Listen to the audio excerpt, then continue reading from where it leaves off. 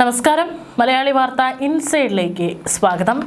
തലസ്ഥാനത്തുള്ളവർക്ക് വീണ്ടും ഇതാ ഒരു സന്തോഷ വാർത്ത.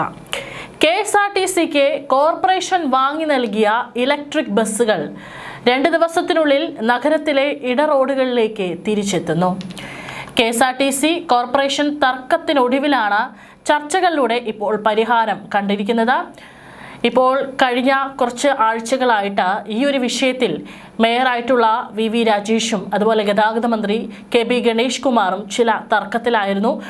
ഇരുവരും കൃത്യമായിട്ട് തങ്ങളുടെ നിലപാടുകൾ പറഞ്ഞതോടുകൂടി തന്നെ എവിടെയും ചർച്ച അവസാനിക്കാതെ തുടർന്നു പോവുകയായിരുന്നു. അതിനാണിപ്പോൾ പരിഹാരമായിരിക്കുന്നത്.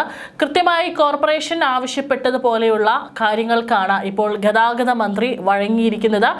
ഏതായാലും ഇതുകൊണ്ട് ഉപകാരമുണ്ടാകാൻ പോകുന്നത് സാധാരണക്കാരായിട്ടുള്ള ആളുകൾക്കാണ്. കാരണം ഇപ്പോഴും പല ഇടറോഡുകളിലൂടെയും തലസ്ഥാന നഗരിയിലുള്ള പല ഇടറോഡുകളിലൂടെയും കൃത്യമായിട്ടുള്ള ഗതാഗത സംവിധാനങ്ങൾ അവിടെ എത്തുന്നില്ല. അവിടെയുള്ള ജനങ്ങളാണ് പലപ്പോഴും ബുദ്ധിമുട്ടാറുള്ളത്. കൃത്യമായിട്ട് ഇടറോഡുകളിലൊക്കെ അവിടെ നിന്നൊക്കെ ജോലിക്കോ പഠിക്കാനോ മറ്റോ വരുന്ന വിദ്യാർത്ഥികൾക്കും ജോലി ചെയ്യുന്ന മറ്റുള്ള അമ്മമാർക്കും അച്ഛന്മാർക്കും എല്ലാവർക്കും പുറത്തേക്ക് അവരുടെ സ്ഥലത്തേക്ക് എത്താനുള്ള ബസ് സർവീസ് ഒക്കെ വളരെ കുറവായിരുന്നു. പക്ഷേ ഈ ഒരു തർക്കത്തിന് ഒടുവിൽ പരിഹാരം കാണുമ്പോൾ പല ഇടറോഡുകളിലേക്കും ഇനി ഇലക്ട്രിക് ബസ്സുകൾ എത്തുന്നുണ്ട് എന്നുള്ള സന്തോഷ വാർത്തയാണ് ഇപ്പോൾ മേയർ അറിയിക്കുന്നത്. ആദ്യഘട്ടമായി കൗൺസിലർമാർ നിർദ്ദേശിച്ച 23 റൂട്ടുകളിലാണ് സർവീസ് തുടങ്ങുന്നതെന്നും മേയർ VV രാജേഷ് പത്രസമ്മേളനത്തിൽ പറഞ്ഞിട്ടുണ്ട്. മന്ത്രി KB ഗണേഷ് കുമാറുമായി നടത്തിയ ചർച്ചയെ തുടർന്നാണ് ഇപ്പോൾ ഈ ഒരു നടപടി അല്ലെങ്കിൽ ഈ ഒരു തീരുമാനം ഇപ്പോൾ വന്നിരിക്കുന്നത്. മുൻ ഗതാഗത മന്ത്രി ആന്റണി രാജു മന്ത്രിയായിരുന്നപ്പോഴാണ് സർക്കുലർ സർവീസുകൾ ഇടറോഡുകളിൽ ഓടിത്തുടങ്ങിയത്. പിന്നീട് KB ഗണേഷ് കുമാർ എത്തിയതോടെ ഇതെല്ലാം പിൻവലിക്കുകയും നിരക്ക് കുത്തനെ കൂട്ടുകയും ചെയ്തു. എന്നാൽ പുതിയ ഭരണം കോർപ്പറേഷനിൽ അധികാരത്തിൽ വന്നതിന് പിന്നാലെ ഈ ബസ്സുകൾ ഇനി നഗരത്തിനുള്ളിൽ ഓടിയാൽ മതിയെന്ന് VV രാജേഷ് നിലപാടെടുത്തതോടെയാണ് വിഷയം വിവാദമാവുകയായിരുന്നു. VV രാജേഷ് അധികാരത്തിൽ വന്ന് 1-2 ദിവസങ്ങൾ കഴിയുമ്പോഴായിരുന്നു അദ്ദേഹത്തിന്റെ ഈ ഒരു പ്രഖ്യാപനം വന്നത്.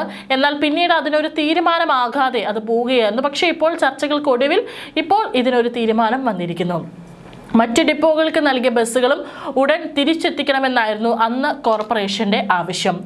നഗരത്തിലെ ജനങ്ങൾക്ക് ഗുണകരമാകുന്ന രീതിയിൽ സർവീസ് നടത്തേണ്ടതുണ്ടെന്നും ലാഭവിഹിതം കോർപ്പറേഷൻ നൽകുന്നതിൽ വീഴ്ചയുണ്ടെന്നും നേരത്തെ മേയർ VV രാജേഷ് വ്യക്തമാക്കിയിരുന്നു. ഏതായാലും അതിനെല്ലാം തന്നെ ഇപ്പോൾ പരിഹാരമായിരിക്കുകയാണ്. ഇതിപ്പോൾ ഏറ്റവും കൂടുതൽ ഉപകാരമാകുന്നത് ഇത്തരത്തിൽ ഇടറോഡുകളിലൊക്കെ തന്നെ ഗതാഗത സംവിധാനത്തിന് ബുദ്ധിമുട്ടുന്ന സാധാരണക്കാരായിട്ടുള്ള ജനങ്ങൾക്കാണ്. നമുക്കറിയാം, ഒരു ദിവസം ഏറ്റവും കൂടുതൽ ആളുകൾ ചെറിയ യാത്രകൾക്കൊക്കെ തന്നെ ആശ്രയിക്കുന്നത് ഇത്തരത്തിലുള്ള ബസ്സുകളെയാണ്. അപ്പോൾ പല മേഖലകളിലും ഇത്തരത്തിൽ ബസ്സുകളുടെ അഭാവമുള്ളത് കാരണം പലവരും ഗതാഗത സംവിധാനത്തിനായിട്ട് ബുദ്ധിമുട്ടുന്ന ഒരവസ്ഥയുണ്ട്. ഏതായാലും അതിനാണ് ഇപ്പോൾ VV രാജേഷിന്റെ നേതൃത്വത്തിലുള്ള കോർപ്പറേഷൻ ഇപ്പോൾ ഒരു തീരുമാനം എടുത്തിരിക്കുന്നത്. വളരെ നല്ലൊരു തീരുമാനം തന്നെയാണ്. ഇത് ഏറ്റവും കൂടുതൽ ഉപകാരമാകുന്നതും സാധാരണക്കാരായിട്ടുള്ള ബസ്സിനെ ആശ്രയിക്കുന്ന ജനങ്ങൾക്കാണ്. ശനിയാഴ്ച മുതൽ പുതിയ സർവീസുകൾ തുടങ്ങും. അതായത് ഇന്ന് വ്യാഴാഴ്ച, വെള്ളി, ശനിയാഴ്ച മുതലാണ് ഇത്തരത്തിലുള്ള സർവീസുകൾ തുടങ്ങാൻ പോകുന്നത്. രാവിലെയും വൈകിട്ടും ഏറ്റവും തിരക്കുള്ള സമയങ്ങളിലായിരിക്കും ഇലക്ട്രിക് ബസ്സുകൾ ഇടറോഡുകളിലൂടെ ഓടിക്കുക. നിലവിൽ KSRTC സർവീസ് ഇല്ലാത്ത വഴികളാണ് ഭൂരിഭാഗവും. ഹരിത നഗരം പദ്ധതിയുടെ ഭാഗമായി നഗരത്തിലെ വായുമലിനീകരണം കുറയ്ക്കുക എന്ന ലക്ഷ്യത്തിലാണ് സ്മാർട്ട് സിറ്റി പദ്ധതിയിൽ ഉൾപ്പെടുത്തി 113 ഇലക്ട്രിക് ബസ്സുകൾ KSRTCക്ക് വാങ്ങി നൽകിയത്. നഗരത്തിൽ പൊതുഗതാഗത സംവിധാനം കുറവായ ഇടറോഡുകളിലൂടെ ഓടാൻ സൗകര്യത്തിനാണ് ചെറിയ ബസ്സുകൾ ഇത്തരത്തിൽ വാങ്ങിയത്. എന്നാൽ ഇത് നഗരത്തിൽ നിന്ന് മാറ്റി മറ്റു സ്ഥലങ്ങളിലേക്ക് ഓടിച്ചതിനെതിരെ കോർപ്പറേഷൻ രംഗത്തെത്തിയത് മേയറും മന്ത്രിയും തമ്മിൽ ഒരു തർക്കത്തിൽ എത്തിയിരുന്നു. തിരുവനന്തപുരം നഗരത്തിൽ ഇപ്പോൾ 23 ഇടറോഡുകളിലാണ് ഇനി ഇലക്ട്രിക് ബസ്സുകൾ ഓടാൻ പോകുന്നത്. കൗൺസിലർമാർ നിർദ്ദേശിച്ചത് 29 റൂട്ടുകളായിരുന്നു. മറ്റു റൂട്ടുകൾ ലാഭകരമല്ലെന്നും 23 റൂട്ടുകളിലാകും സർവീസ് നടത്തുകയെന്നും VV രാജേഷ് മാധ്യമങ്ങളോട് പറഞ്ഞു. ഏതായാലും ശനിയാഴ്ച മുതൽ സർവീസുകൾ ആരംഭിക്കും. ചില റൂട്ടുകളിൽ മുൻപ് സർവീസ് നിർത്തിയതും ഇതിൽ ഉൾപ്പെടും. അതേസമയം തന്നെ നല്ലൊരു മാറ്റമാണ് വരാൻ പോകുന്നത്. കാരണം ഏറ്റവും കൂടുതൽ ഉപകാരപ്പെടാൻ പോകുന്നത് സാധാരണക്കാരായിട്ടുള്ള ജനങ്ങൾക്കാണ്. കോർപ്പറേഷൻ ഇപ്പോൾ അധികാരത്തിൽ വന്ന് 1 മാസങ്ങളോളം പിന്നിടുമ്പോഴും സാധാരണക്കാരുടെ പ്രശ്നങ്ങൾ എന്താണെന്ന് ചോദിച്ചറിഞ്ഞ് അതിനൊരു പരിഹാരം കണ്ടെത്തുകയാണ് ചെയ്യുന്നത്. കഴിഞ്ഞ ദിവസങ്ങളിലെല്ലാം തന്നെ പലയിടത്തും ശല്യമായിട്ടുള്ള തെരുവ് നായ്ക്കളെ അടക്കം കോർപ്പറേഷന്റെ നേതൃത്വത്തിൽ അവയെ പിടിച്ചു പിടിച്ചുകൊണ്ടുപോയി ഏറ്റവും സുരക്ഷിതമായിട്ടുള്ള ഷെൽട്ടറുകളിൽ പാർപ്പിക്കുന്ന പദ്ധതി കൊണ്ടുവന്നിട്ടുണ്ടായിരുന്നു. ഇതിൻ്റെ ഭാഗമായിട്ട് പലയിടങ്ങളിൽ നിന്നും ഇത്തരത്തിൽ നായകളെ പിടിച്ചുകൊണ്ട് പോവുകയൊക്കെ തന്നെ ചെയ്യുന്നുണ്ടായിരുന്നു. അതിനും മേയറായിട്ടുള്ള വി രാജേഷ് തന്നെയാണ് നേരിട്ട് ഇടപെട്ടതും അതും ഏറെ ജനശ്രദ്ധ നേടിയിട്ടുണ്ടായിരുന്നു. ഇപ്പോൾ ഇത്തരത്തിൽ വീണ്ടും പല ഇടറോഡുകളിലേക്കും ഇലക്ട്രിക് ബസ്സുകൾ എത്തുന്നതോടുകൂടി തന്നെ സാധാരണക്കാരുടെ പ്രശ്നങ്ങൾക്കാണ് ഇത് പരിഹാരമാകുന്നത്.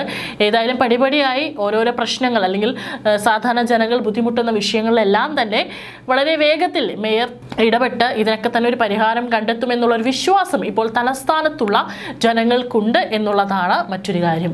ഇനി KSRTCയുടെ കാര്യം പറയുകയാണെങ്കിൽ സംസ്ഥാനത്ത് ബിസിനസ് ക്ലാസ് ബസ് ഉടൻ സർവീസ് ആരംഭിക്കുമെന്നും മന്ത്രി KB ഗണേഷ് കുമാർ പറഞ്ഞതും ഒരു സന്തോഷ വാർത്തയാണ്. പാൻട്രിയും ടോയ്ലറ്റും അടക്കം ആധുനിക സൗകര്യങ്ങളുള്ള വോൾവോ ലക്ഷറി ബസ്സുകളാണ് ഉടൻ നിരത്തിലിറക്കുക. ബസ്സിൽ കണ്ടക്ടർക്ക് പകരം പരിശീലനം സിദ്ധിച്ച ബസ് ഹോസ്റ്റസ്മാരായിരിക്കും ഉണ്ടായിരിക്കുക. രാജ്യത്ത് ഇറങ്ങുന്നതിൽ വെച്ച് ഏറ്റവും സൗകര്യം കൂടിയ വോൾവോ ബസ്സുകളായിരിക്കും ഇതിനായി ഉപയോഗിക്കുകയെന്നും മന്ത്രി പറഞ്ഞു. KSRTC നെടുമങ്ങാട് യൂണിറ്റിലെ ഡ്രൈവിംഗ് സ്കൂൾ, നവീകരിച്ച ഡിപ്പോ യാർഡ്, പ്രവേശന കവാടത്തിന്റെയും നെടുമങ്ങാട് പരശ്ശിനിക്കടവ്, നെടുമങ്ങാട് മാനന്തവാടി എന്നീ ബസ് സർവീസുകളുടെയും ഉദ്ഘാടനം നിർവഹിച്ച് സംസാരിക്കുമ്പോഴായിരുന്നു അദ്ദേഹം ഇക്കാര്യം പറഞ്ഞത്. വിപണിയിൽ ലഭിക്കുന്നതിനേക്കാൾ കുറഞ്ഞ നിരക്കിൽ KSRTC യാത്രക്കാർക്ക് കുടിവെള്ളം ലഭ്യമാക്കുമെന്നും വിപണനം ചെയ്യുന്ന കണ്ടക്ടർമാർക്കും ഡ്രൈവർമാർക്കും ഇതിന്റെ ആനുകൂല്യം നൽകുമെന്നും മന്ത്രി പറഞ്ഞു. KSRTC ഡ്രൈവിംഗ് സ്കൂളുകളിൽ ഹെവി മോട്ടോർ വാഹന പരിശീലനത്തിനും ലൈറ്റ് മോട്ടോർ വാഹന പരിശീലനത്തിനും 9,000 രൂപയും ഇരുചക്ര വാഹന പരിശീലനത്തിന് 3,500 രൂപയും ഇരുചക്ര വാഹനത്തിന്റെയും ലൈറ്റ് മോട്ടോർ വാഹനത്തിന്റെയും ഒന്നിച്ചുള്ള പരിശീലനത്തിന് 11,000 രൂപയുമാണ് ഫീസ്. SC/ST വിഭാഗക്കാർക്ക് ട്രാൻസ്ജെൻഡർ വിഭാഗത്തിനും 20% ഫീസ് ഇളവും KSRTC ജീവനക്കാർക്ക് 5% ഫീസ് ഇളവും അനുവദിച്ചിട്ടുണ്ട്. ഒരു ബാച്ചിൽ 16 പേർക്കാണ് പ്രവേശനം നൽകുന്നത്. ഒരു മാസത്തെ പാഠ്യ പരിശീലന പരിപാടിയിൽ 28 ദിവസം ഡ്രൈവിംഗ് പരിശീലനവും 2 ദിവസം തിയറി ക്ലാസുകളുമാണ് സജ്ജീകരിക്കുന്നത്. പൊതുഗതാഗത നിലവാരം ഉയർത്താനും സൗകര്യങ്ങൾ മെച്ചപ്പെടുത്താനും MLA എന്ന നിലയിൽ എത്ര തുക വേണമെങ്കിലും മുടക്കാൻ തയ്യാറാണെന്ന് ചടങ്ങിന് അധ്യക്ഷത വഹിച്ച ഭക്ഷ്യ സിവിൽ സപ്ലൈസ് വകുപ്പ് മന്ത്രി GR അനിൽ പറഞ്ഞിട്ടുണ്ട്. ഏതായാലും മാറ്റങ്ങൾ വരട്ടെ, നമ്മുടെ നാടും വികസിക്കട്ടെ. ഇത്തരത്തിൽ ഏറ്റവും കൂടുതൽ പൊതുഗതാഗതം അത് ജനങ്ങൾ ആശ്രയിക്കുന്നതാണ്. അത് ഏറ്റവും സുരക്ഷിതവും ഏറ്റവും സൗകര്യപ്രദവുമാകുന്നത് ജനങ്ങൾക്കും നമ്മുടെ നാട്ടിലുള്ളവർക്ക് ഉപകാരവുമാണ്.